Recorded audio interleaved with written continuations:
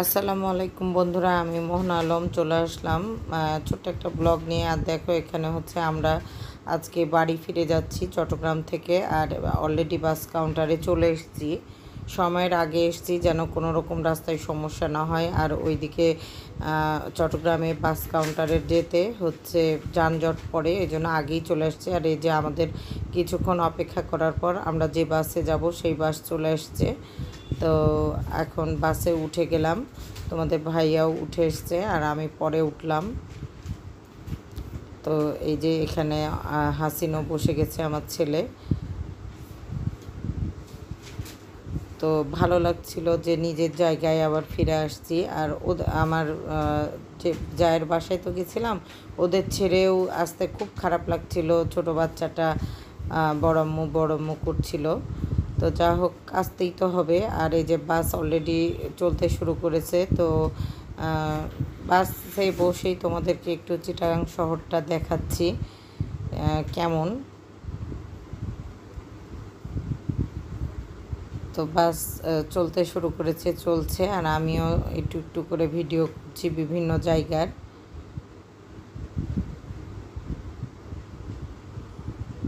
ভালোই লেগেছে চট্টগ্রাম ট্রিপটা আমার, যা আমাকে অনেক জায়গা ঘুরিয়েছে। আমরা দুইজনে অনেক মজা করেছি, গল্প আড্ডা, মানে দারুণ একটা সময় কাটিয়েছি।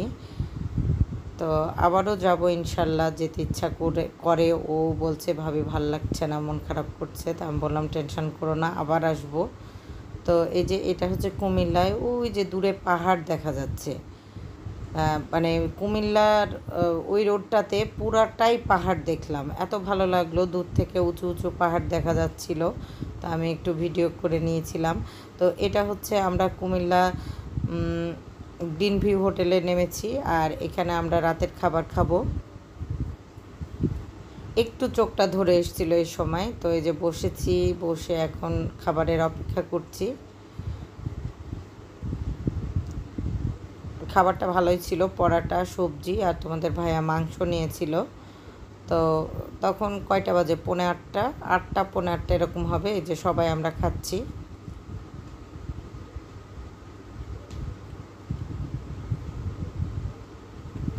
রাস্তাতে সবজি খাওয়াটাই ভালো, আমারও তো মাছ মাংস খেতে ইচ্ছা করে না রাস্তা পথে।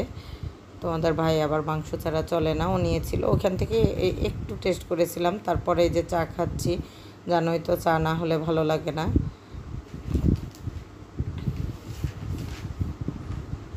তো চাটা খেয়ে আমরা এখন বাসের উদ্দেশ্যে রওনা। এই যে বাসে উঠে যাব। তো এই যে ভিউটা দেখাচ্ছি সামনের, গ্রিন ভিউ হোটেল কুমিল্লা। তো এখানে অনেক মানুষের ভিড় ছিল, অনেক রকম বাস এসে দাঁড়ায়। তো আর বৃষ্টিও হচ্ছিল কালকে। আর এটা হচ্ছে যমুনা ব্রিজে, সিরাজগঞ্জের কাছাকাছি যমুনা ব্রিজের ওপরে। তো খুব সামান্য অন্ধকারে একটু ভিডিও করলাম।